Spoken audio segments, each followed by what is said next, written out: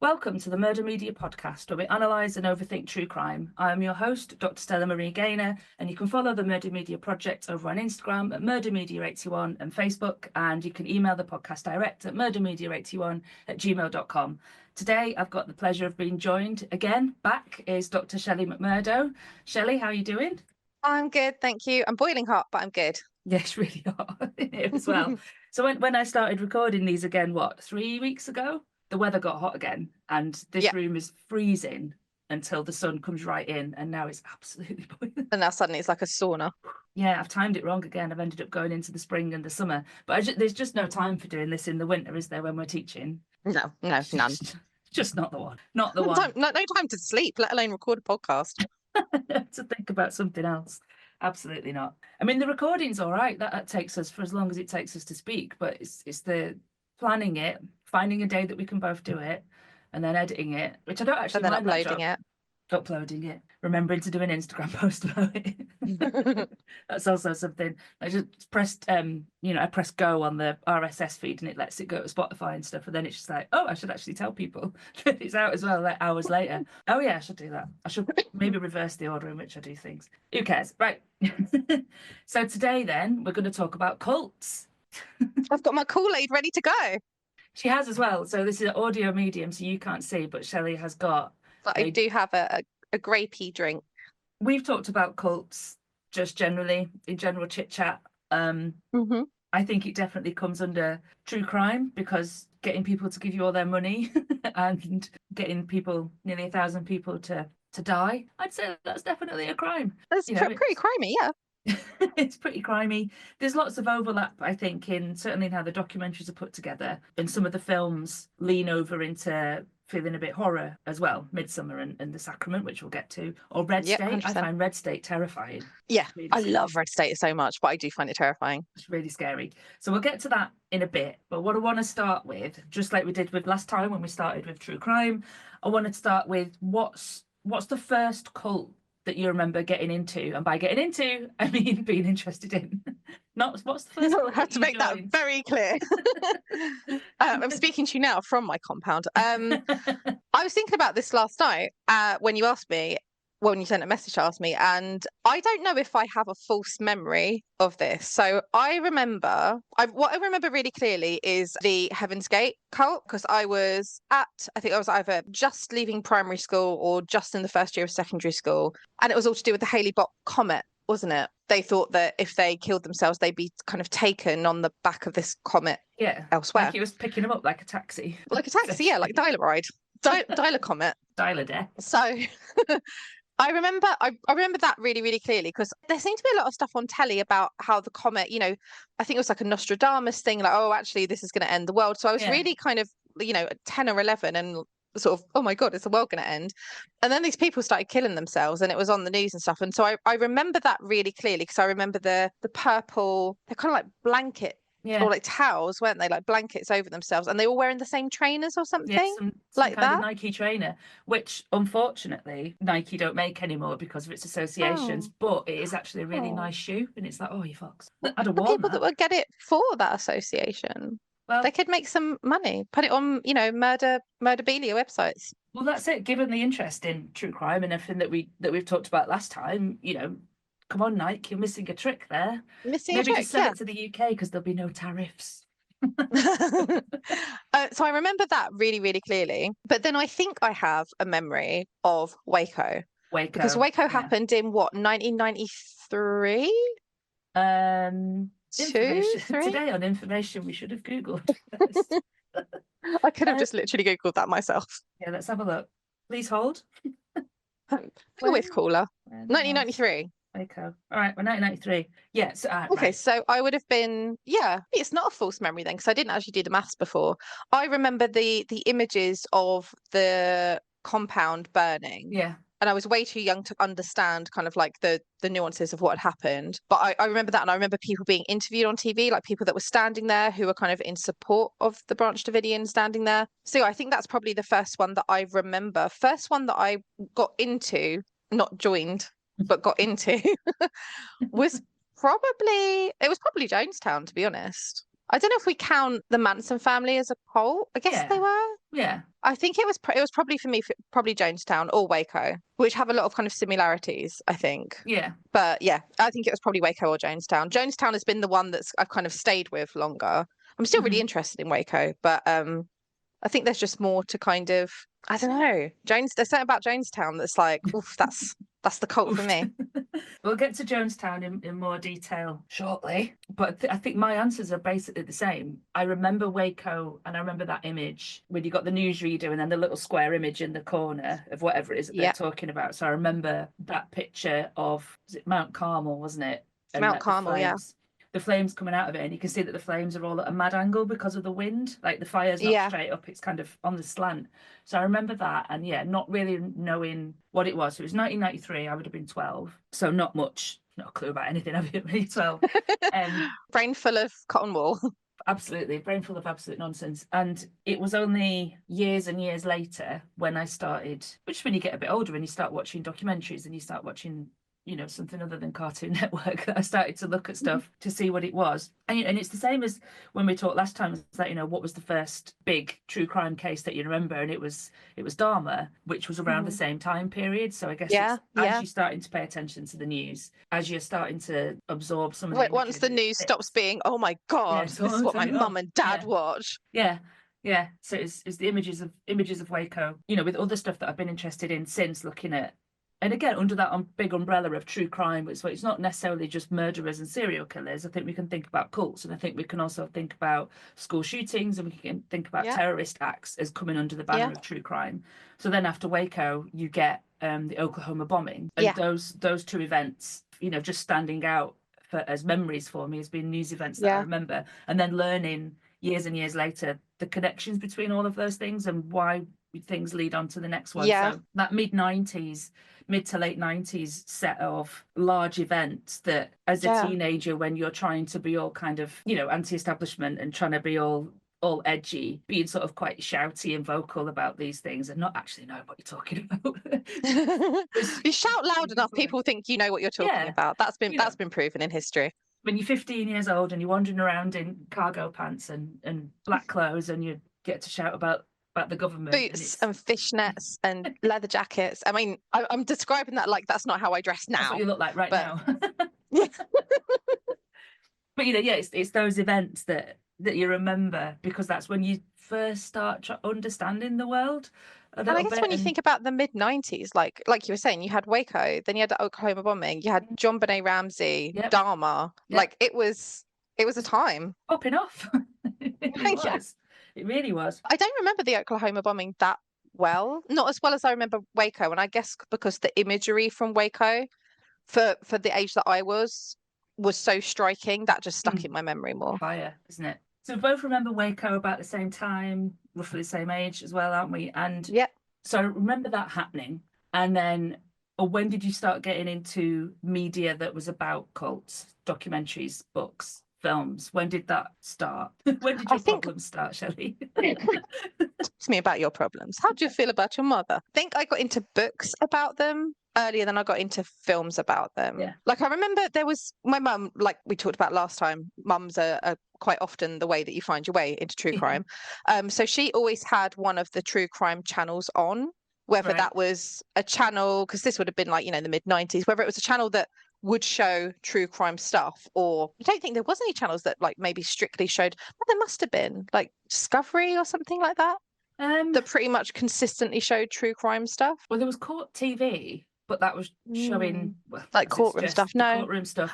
Maybe she just had a lot of VHS tapes with it on. But I remember, you know, that was my mum's kind of, not hobby, that was my mum's special interest. She liked true crime stuff. So I think she had a lot of TV programs about it. She had a lot of books about it. And I think I read about Waco, but way before I got into any kind of on-screen representations of it. I think the first film that I saw that was like not an imaginary cult that doesn't exist was probably something like, I mean, I remember really clearly watching Red State and thinking it was great. And I know the cult in that is imaginary, but really they are the it's Westboro, isn't it? What do you call them? Westboro Baptist Church. Yeah. I remember that impacted me like so badly, because first of all, it has Carl Gallner in it, who I have loved since I was 18, and he was properly 18 as well. And so I watched it for like because he was in it, and also because I was kind of into cults and true crime, and it was a horror film, and I thought it was really interesting that Kevin Smith was doing a horror film. Yeah. But there was something about like the brutality in that movie is really Savage. difficult to watch, and people don't really talk about it. It's kind of been a bit forgotten about, but Yeah, I it thought it was slept on, for great. sure. I remember watching a lot of documentaries about Waco. I'm trying to think of other things. Just generally, if there's a cult in something, whether it's imaginary or not, I will watch it. I love a cult thing like The Void, and The Invitation is a great film. The Karen Kusuma one, that's a fantastic film. I love the idea of people being talked into stuff, and like, how does that happen? Because we'd all like to think, oh, we wouldn't be talked into it, but would we? Would we not? Well, that leads us then into a question I want to ask you before we get to Jonestown and the Sacrament. Is when we're thinking about cult media, and by I mean media about cults, not cult media, you know what I mean? We get a lot of looking at particularly the documentaries, we get a lot of focus on the leader, who they were, what they did, what many crimes they were committing, either behind the scenes or sometimes just in front of everyone, and we get all of that stuff. So if you think about, like Wild Wild Country and stuff, it's a lot of focus on the leaders. Yeah. I've not really found anything, and maybe you have, but I've not found anything that really explains to me why people end up in cults. So there's the what is it, the going clear about Scientology and people getting out of it. There's a bit of that, and I'm sure there's something about sort of like they're trying to unwire the cult mind. So somebody's been in, they've come out, and they're trying to, like, what's the word, like deprogram them. Deprogramming them. So there's bits about that, but I'm always wondering, like, because we see the leader and we see that they're, quote unquote massive, scare quotes, charismatic or any of those things. But it's like, why do people end up there? What's happened? What's gone wrong? That means that they end up buying into this stuff. And I guess the short answer is that they prey on vulnerable people. Yeah. That's why. But like, I always feel that that's kind of glossed over. It's a really easy, like, oh, well, because they're vulnerable, or oh, well, because they're stupid. I think the only thing I've seen that I can think of that is more about the people than the leader, because I completely agree with you. It's always like that thing that I think we've talked about before, about the idea of and I know you wrote about it when you wrote about Falling for a Killer, the idea of the great man. And like, oh, Ted Bundy, he's so charismatic, he's so smart, he outsmarts this, he outsmarts that, he's got piss yellow jumpers. Like, it's what we have to say about basic Bundy. Yay, we've got to make it happen. Let's get badges. Well, come on, don't be a basic Bundy, mate. Don't be a basic Bundy. What do you want? A basic Bundy badge? That's hard to say. I do, actually. I do want one of those. I do too. But I think with cult leaders, it's like that similar thing of, let's amplify this person to the state, almost like to the status of a god. Like, well, they were so charismatic, they could talk to anyone about anything, and just pulled these poor people. They didn't have a chance against their level of charisma. And I think with a lot of cult media, that is very amped up, especially with Jim Jones, and especially with David Koresh as well. Yeah. Like, really with David Koresh. The only thing I've seen that I can think of that was more focused on people that lived through it, weirdly enough, given what happened, is a Jonestown one, and I can't remember the name of it. I think it might have just been called Surviving Jonestown, something like that. But it's the stories of people who either escaped, like run into the jungle when it was happening and escaped, or people who, in the days before it happened, left. So they're not actually talking about the event itself. They're talking about kind of, how they came to be in People's Temple, what happened, how Jim Jones appealed to different people and because when you look at kind of the makeup of Jonestown, it's very kind of mostly like Black people that were into that particular kind of church, but lots of other different kind of demographics in there as well. Yeah, that's the first one that I've seen where people are talking about the makeup of People's Temple and why people join it. I think there's a thing that people don't, and I might be wrong, it's just my opinion. I think sometimes there's an element of comfort and safety in a cult. If you're not doing well, whether that be financially or mentally, someone saying, well, come with me and I'll feed you, I'll clothe you, I'll make sure you're safe. There is something really appealing about that. Yeah. Or if you don't necessarily have your own family and somebody's here saying, here's a family. Here's a family ready-made, come in my family. Yeah. I think as well with Jonestown, sorry, I just obsessed with Jonestown. There's the kind of political element as well, that he was would appeal to people by saying, let's, like, fuck the government, let's live off grid, let's be self-sufficient. And that, especially in that era, I think it's appealing now, to be honest. Like, Well, yeah, I'd like to go off and live in a field off grid. yeah. I think Like, that's no like an appealing responsibilities, please. aspect as well. Yeah. Yeah, And same with the Branch Davidians. Come to this compound where I will look after you. yeah.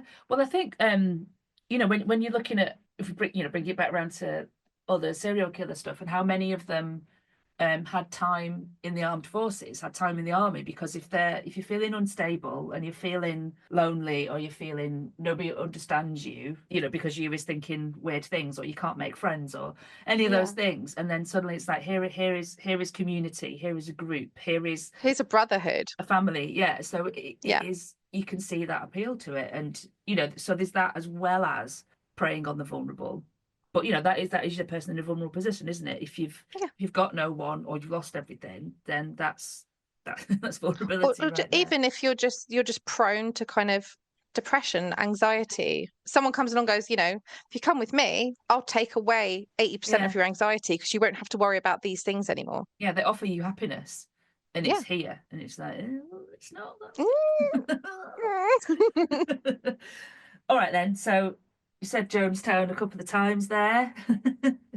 Let's talk. You can tell that is my special interest. Well, that's the thing I was thinking about, actually. Like, which one do I actually know most about? And it's either Jonestown, Branch Davidians. You know an awful lot about Waco, don't you? Yes. Because I think sometimes I've been talking to you and I'm like, cool, I didn't know that.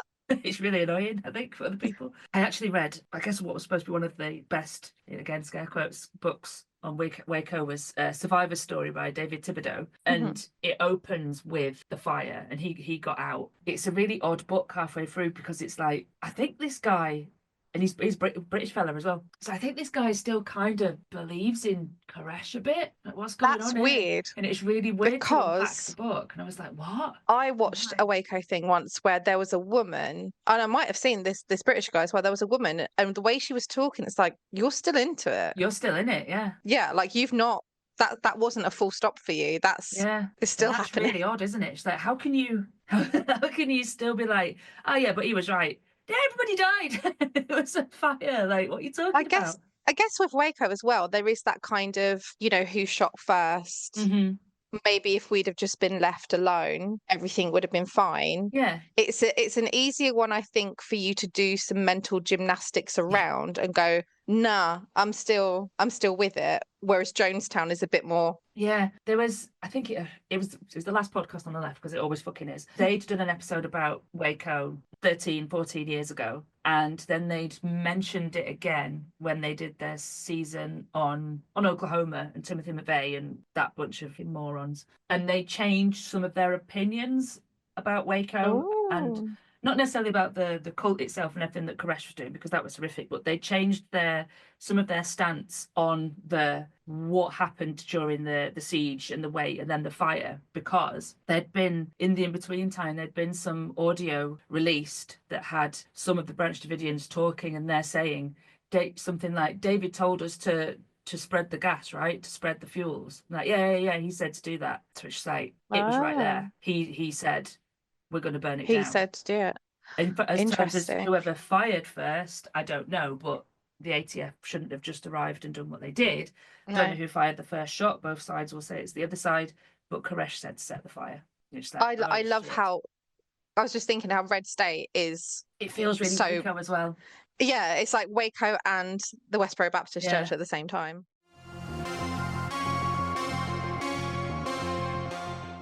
Okay, so Jonestown. I knew of it, but only a little bit, only a little sniff. I didn't know many of the details. I certainly didn't know how they got from the US to Guyana, and I knew the phrase drink the Kool-Aid, even though it's flavored. So I knew that, but I only knew little bits. I knew it very, very vaguely. And the reason that I ended up getting more into it and going off to find the road to Jonestown and to watch all the documentaries and to do all that stuff was because of your paper at FEAR.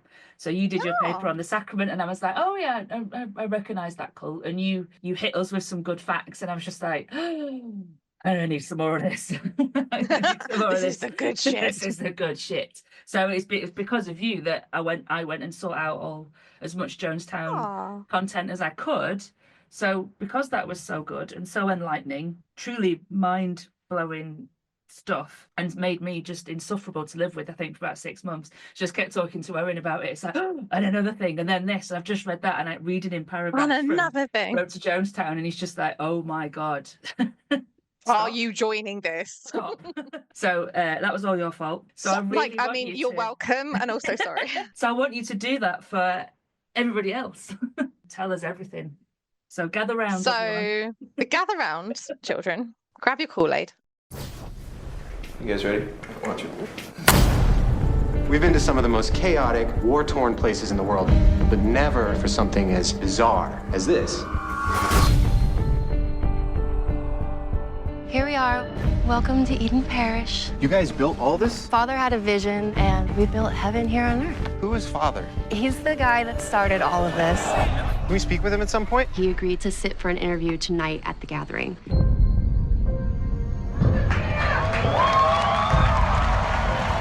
It's been pretty amazing. Everyone we've talked to seems to feel that this is everything they ever wanted, and they all credit you for that. Oh, I don't deserve the credit. You come down here and I'll give you a place to live. I'll give you a job. I'll give you a bed. These people are my family, my children. And when you write this up, just know that you're dealing with their lives.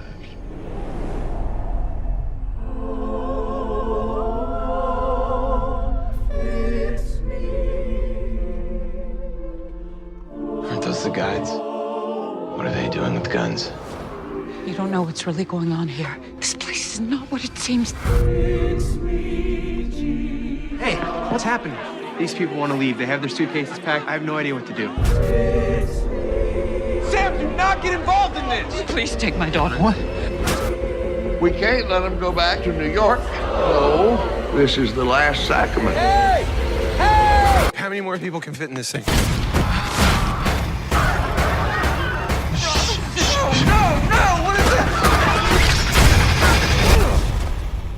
Take the camera. I want you to film this. It's important. It's fine. Take it. Take it. Take it. Fix me, Jesus, fix me.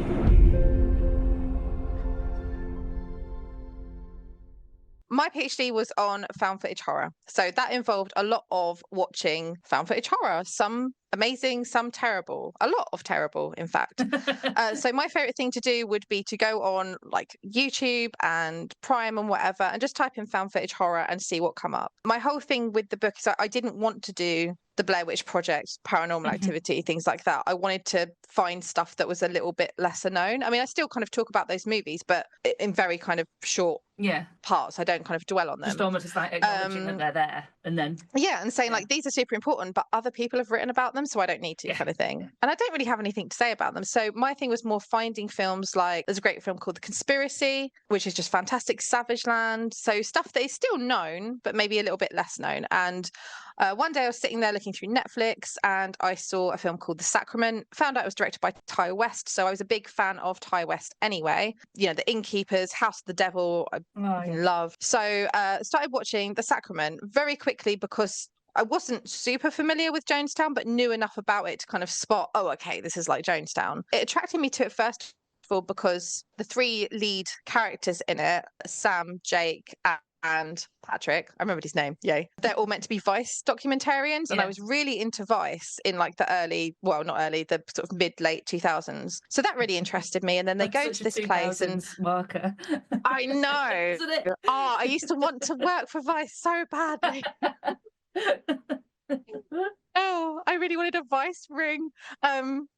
So yeah, the Vice angle kind of attracted me into it. And then as soon as I realised it was kind of like a Jonestown thing, I was like, well, this is interesting because my book's all about cultural and historical trauma. So this is kind of perfect. Why haven't I heard about this film before? So yeah, watch the whole thing. And the bit that really struck me in it, I guess this isn't a spoiler if I'm saying it's about Jonestown, is the bit where in The Sacrament they recreate what is known as the Jonestown death tape. There is no video footage of the Jonestown massacre. There is like little bits of footage from beforehand because Congressman Leo Ryan went out there and he had a film crew, NBC film crew, I believe.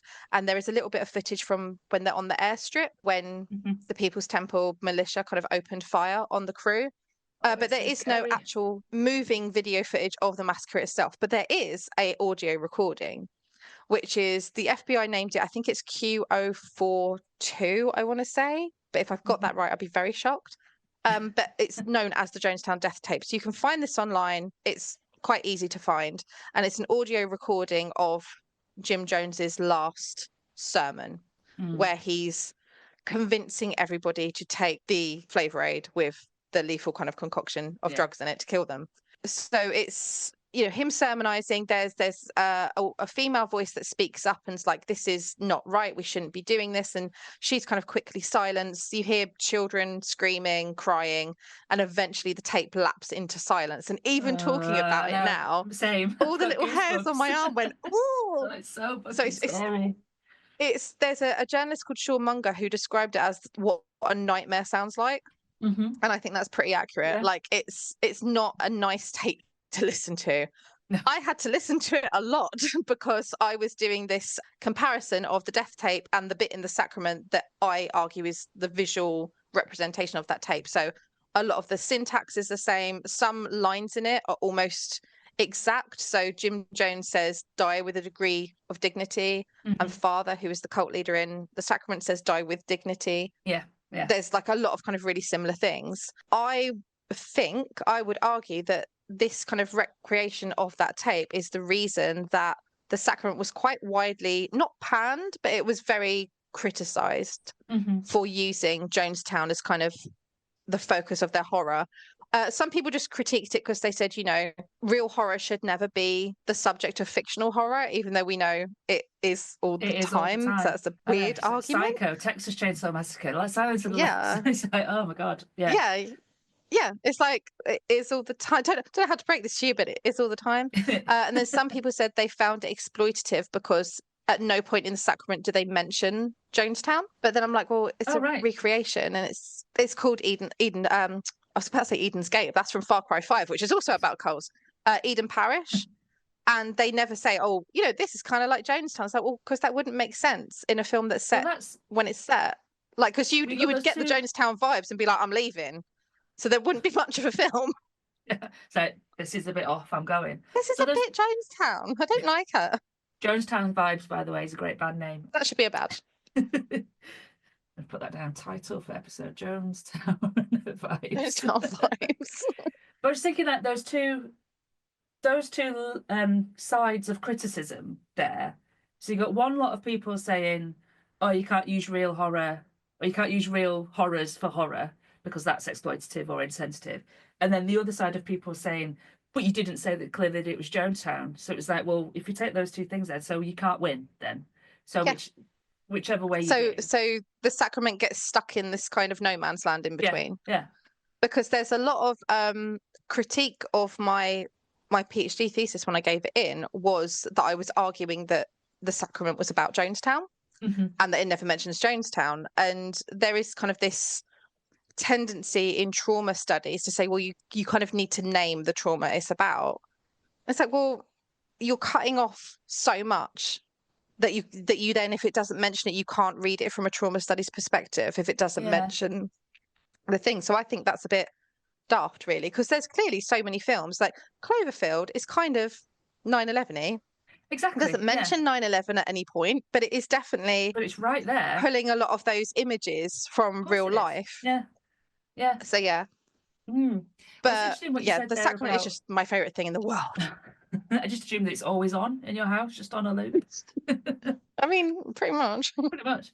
Well, you said something there about like not naming it. I will get to talking about the Murder Media Symposium in detail in another episode, not this one. But one of the things that came out of that of plenty of the papers and plenty of the discussion was talking about victims being named, or when you put the spotlight on something that was traumatic and led to was the cause of or led to people's deaths, and like what is the actual ethics about naming things and not naming things. And you know, I've written before about Bailey Sarian not naming victims because she didn't feel that her point was like, well, I don't want their whole life to be about this thing that happened. I don't want to take that from them, kind of thing. So it's kind of like, not kind of like, it is like, whichever way you go, you're not going to please everyone. Someone's always going to find a problem with it. And there are broader arguments, discussions to be had around the ethics around all this stuff. And there is, and it should be part of the discussion, absolutely. But like showing, and you know, I think you do talk about this in your chapter about the sacrament, and it was in your paper as well, that showing us what we've only previously had in audio can hit so much harder and be something that should be seen. I think you should know this was fucking appalling. Yeah. And even, you know, I in the think sacrament, how many people die? Maybe about 30, because it's, you know, I guess maybe budgetary constraints. I think it's meant to be dead. It comes up at the end of the film. I think it's meant to be like 100 and something. But then not nowhere near on the scale of Jonestown. You look at those photographs, those aerial photographs of Jonestown, and it is just a carpet of bodies. Bodies on top of bodies. On top of bodies. Oh, it's so scary. In showing it, even showing a fraction of it, it's just like, I think it needs to be shown, because it's quite easy to not to marginalise something. To get it shoved away, so you can't see it. I think you're 100% right, and it's really interesting because Adam Lowenstein has this great quote, and I will probably completely butcher it, but it's something like, how do you begin to navigate the tension between those who think something must be represented and those who feel something should never be represented? It's something like that. It's like, how do you balance between audiences that are like, well, why can't we show that, and ones that are like, that's far too horrible, we can't? Because like, I don't think the sacrament doesn't pull its punches with representing how, I mean, maybe they do kind of lessen it a little bit with the idea of, you know, if you took this poison, what would that look like? What would your body do? What would that, you know, feel like? I think they potentially make it less horrific than it would be if you're swallowing poison. And it's still fairly horrific in the film. It's very horrific. And I mean, when it comes down to the fact that it's a film, so it's what, an hour and a half, you know, give or take? Something like that. I can't remember who talked about it. I can't remember. I'll try and remember, and I'll put it in the show notes. But somebody, was it something that I read? I'll listen to. I don't know. But the amount of time it would have taken for all those people to queue up, be given their little drink, or to inject the children, or to do whatever they were doing, it must have taken hours and hours of that just going on around you. And imagine being in the queue. What the fuck? Being in the queue and knowing that's what you were queuing up for, and having hours to think about to think about it. What you're doing, and what you're doing to the people that you're with as well. Because I think that's one of the reasons that Jonestown has been kind of not sidelined, but it's this kind of in this fringy kind of area, is because of, it's very, very hard for a lot of people, I think, to accept what the People's Temple members did. Because if you think about kind of up until that point in America, you'd had Pearl Harbor. Pearl Harbor was people from elsewhere killing Americans. You had world wars where you went somewhere else. Do you know what I mean? And then I think with Jonestown, like there was a lot of, I'm fairly sure I put this in the book. If I didn't, I'm really upset with myself. But there was like this language around the bodies, because, you know, we were talking about bodies and just I mean, when you look at those aerial photographs, it's just fields of bodies and bodies on top of bodies. And it's in Guyana. It's not exactly Chile. So by the time they went to collect these bodies, you know, you can imagine. And there was very much this language used around them that was kind of in American newspapers. That was, I mean, I think it was Time magazine had a picture of the bodies on top of the bodies. And it's like, well, okay, so you're putting this on the front cover of your magazine, but then the way you're talking about these people is they were very much positioned as not American, even though they were American. I think geographically that could kind of be done a little bit because they were in Guyana. But they were American. But to accept them as American would be to accept that Americans could do that. And I think that's really like interesting. A lot of the time, you know, the people that died in Pearl Harbor could be heroized because they were killed by this outside force. But in Jonestown, they were killed by themselves. And I think that was very hard for the media to work around. So I think what they did is they just had this kind of language of contagion almost, that they're not like us. They're completely different to us. Yeah. And, you know, before when I was talking about the representation of why people end up in cults, it was, I guess, technically a mass suicide, but I would say, well, it was murder. There's a really weird line in Jonestown between like victim and perpetrator. Yeah. Yes. Oh, it's messy. Yeah. It's so messy. And like, we'll never really know, you know, were people, how willing were people? Yeah. Well, there's like the evidence, I guess, collected afterwards, and you're looking at how many died from ingesting the poison, how many died because it was injected into them forcibly, how many died from gunshot wounds because they tried to run away, they tried to escape. Yeah. All those things. And it's like, there must have been, if you're standing in that queue for 4 hours, by hour 4, you must be going, I can't imagine. Maybe Like, I not. can't imagine what was going through your head. But I guess if you've got, you know, a load of people with guns pointing at you, then you're not exactly going to jump out the queue. no, God, it's awful. It's awful. It is. But It is the awful. Sacrament shows it well, and by that I mean, And shows it quite honestly. good film. It's well Yeah. put together. And I think something that the Sacrament does is, you know, we were talking earlier on about people that join cults being vulnerable or, you know, often framed as being stupid. I think what the Sacrament does really well is it does neither. Yeah. It just shows them as whole people Yeah. that they're have there. lives that maybe, I mean, you know, Caroline, sorry, who's Caroline. Patrick's sister in it, is, you know, she's shown to have had substance issues before and potentially having them again while in the compound. But other than her, everyone's very average and kind of go run the, what do you call it, sort of run the scale from being quite friendly towards the guys from Vice to quite hostile.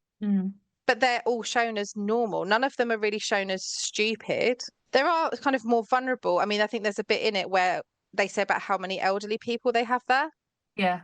So some people are shown as kind of being vulnerable members of society. But I think what the Sacrament does really well, and what people don't give it enough kind of credence for, is actually making the victims whole people, not kind of rough sketches of, you know, cult member. Yeah, not being like a zombie cult member that can't think for themselves. Yeah. Yeah. I would never use it, and I don't think cult media does anymore, but the phrase brainwashed, and it's like they're not brainwashed. No. It's just so much going on as to why and how somebody would be in a group like that, and also how and why they can't leave. Because I read... It's so complex. There was a book generally about cults. I can't remember. It was just a general sort of overview that I was reading for something that I wrote about on what's it called, about the Returned, and how that kind of presents a bit of a cult. It's called the Circle, I think, in that series. But like the idea of you're in there, you've been in there for so long, you've given the cult all your money, you've lost all contact with your family, you have nothing on the outside of this cult. So to leave it would be to, in the first instance, terrifying. Been somehow duped, to admit that you have been taking part of something that's either pointless, dangerous, a lie, or all of the above. And then if you were to leave, where do you go and how do you with go nothing if you have nothing? So it's safer, again, big scare quote, safer to stay where you are, because at least you know people. It's better the devil you know, isn't it? Yeah. I've never thought about it in that way before, about the pride thing.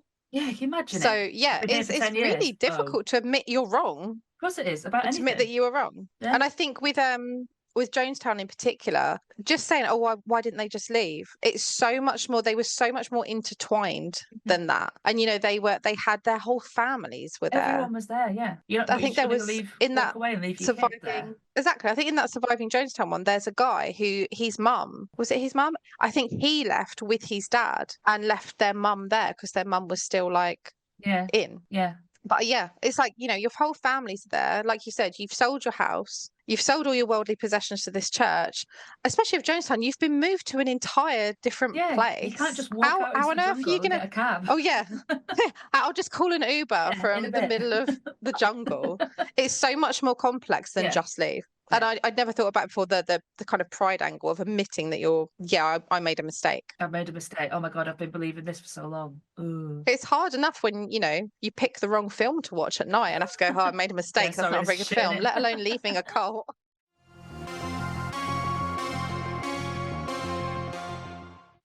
So what have you watched in terms of cult media about cults recently? Sort of new stuff that you found to be good, or maybe just really, really risible that you want to slag it off.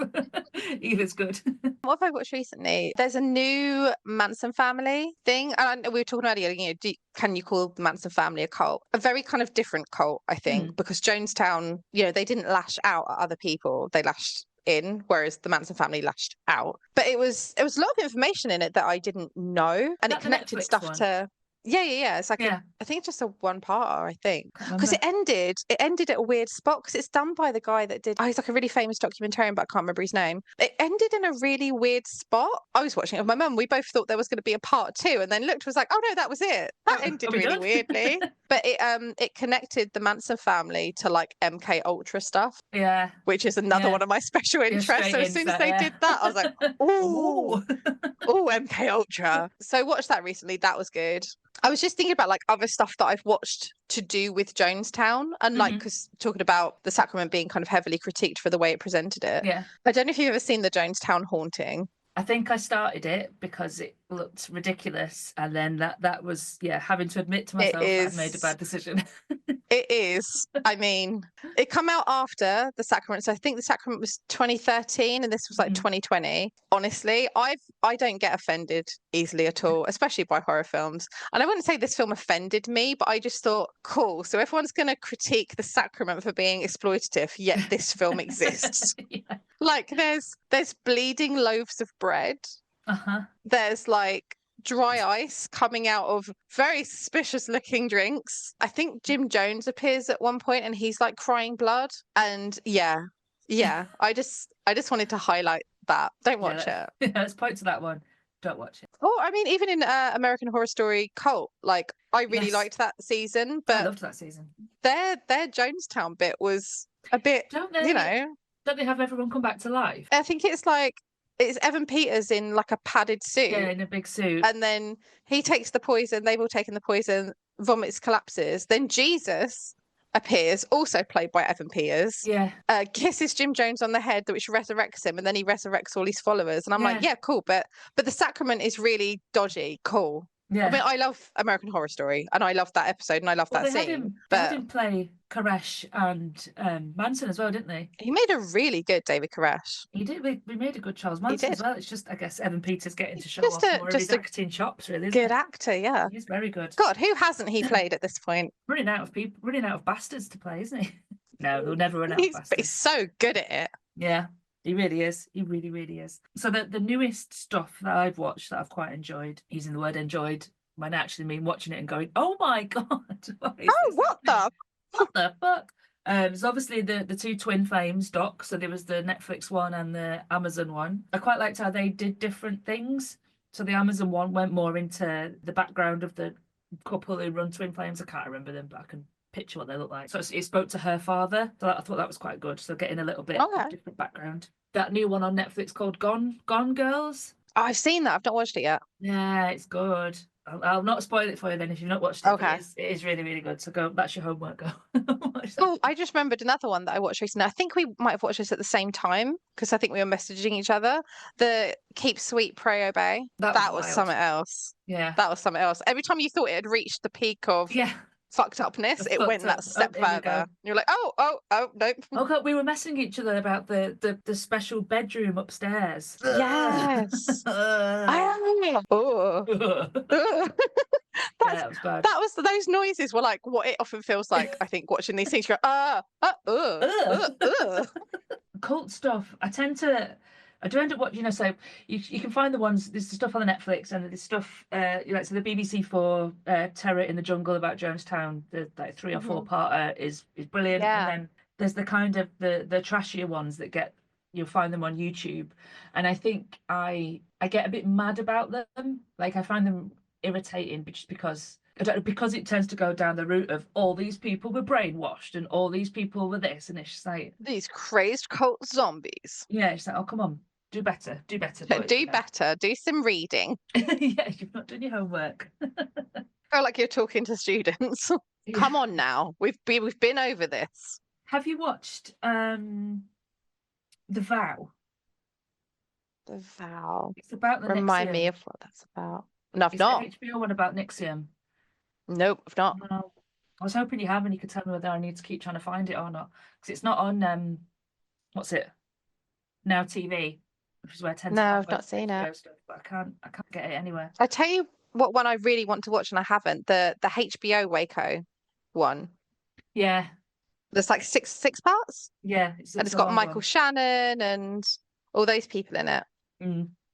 Yeah, I really want to see that one. I think maybe the Waco stuff it's slowly climbing up there to be equal to Jonestown. I don't know what it is about it. I There's think something it's about the age that when we saw it happen, it's got to be I that. think so. And I think I like a cult leader with yellow sunglasses. Oh yeah, with the I aviators. feel like that's because I mean, I'm obsessed with the game Far Cry 5. Father in Far Cry 5, he's got yellow sunglasses too. It's a thing. It's a thing. It's his You little get it given to you uniform. in your little pack, your cult, my first cult pack. You get some yellow What sunglasses. else would be in your little pack? Oh, let me think. Definitely some little yellow sunglasses. A superiority complex. Superiority complex, yeah.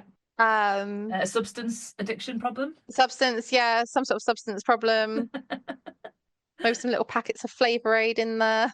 Yeah. A healthy Absolutely. distrust of the government that turns into an unhealthy mistrust of the government. I would give them as well a tiny little notepad and pen so they can start making notes about how they're gonna Oh, how they're that's gonna do good. things. A list That's of good. followers, list of potential Yeah. followers. Yeah. Neat And little then, notepad. Yeah.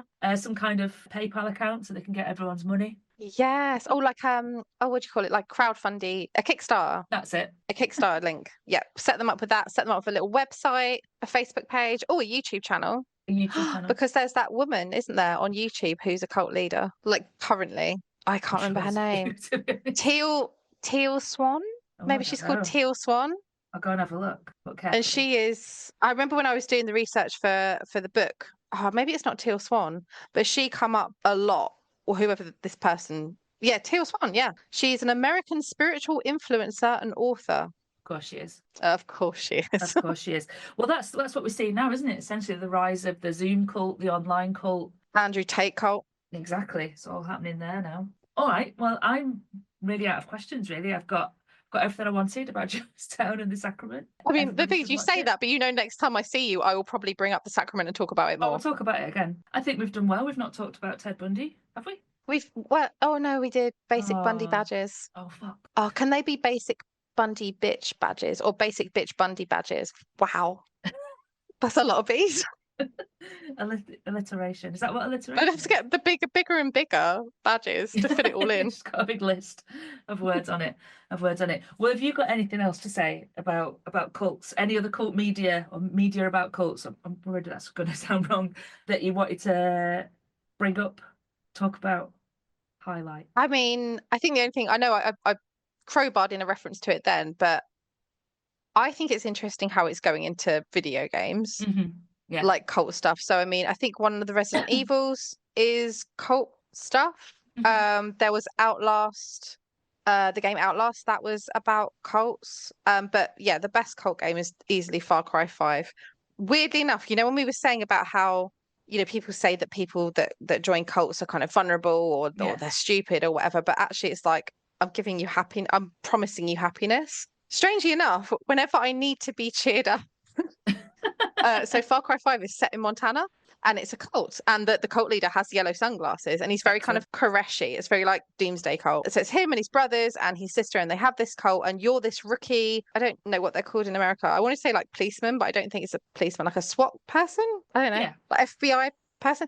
So you go there to kind of like shut it down. You're the rookie and whatever. But it's a beautiful, stunningly made game. Like the kind of the graphics, the visuals of it are really beautiful. And whenever I'm in like a bad mood or I've had like a bad week, or I'm having a bad time with my mental health, my husband says, "Why don't you go to Montana? That will make you happy." So I literally, to make myself happy, go and engage with this imaginary cult in Montana. Well, There's that's nice. something there, I think, that maybe if this cult existed, I'd be part of it. You'd be signing up straight away.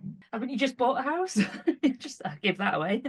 I mean, it's a chapel, so we could just use it for the cult. Maybe I'd just start my own. Yeah, maybe this seems like there's Stop good money in waiting it, for this so one. start Stop your- waiting for this one to be created and just create my own. Watch this space. Well, murder media could become a cult. It could, especially if you got badges, I feel. You think that's step one? That is step one. Badges and isn't it? jackets. Merchandising it and sort of keeping everything Monetizing in it. a label. Yeah. Mm-hmm. Right, I'll do that next. And I'd be first in line. I'll get a basic Bundy bitch badge. We can all wear the same trainers. Right. Okay. Well, thank you for coming back on the podcast. I really appreciate it. Really, really You're welcome. Thank you appreciate for it. asking me. I'll drag you back next time for something else. Is there going to be a next series? I don't know. That's not something. Yeah, to of think course about there now. is. That's not something to think about now. So yeah, so that's it for this week. As I've said a million times, I don't know what order I'm releasing these in, so I can't tell you what's next time because I just don't know. I don't know what's going on in the world by the time these are released. So I hope everyone's all right and happy and safe and all those lovely things. As usual, it's on Instagram, murdermedia81, murdermedia81@gmail.com. So number's 81. And you should also do the thing where you post a comment review on the old iTunes or Spotify thing because it really helps the podcast get seen. So thanks for listening and we'll see you or you'll hear us another time. Goodbye.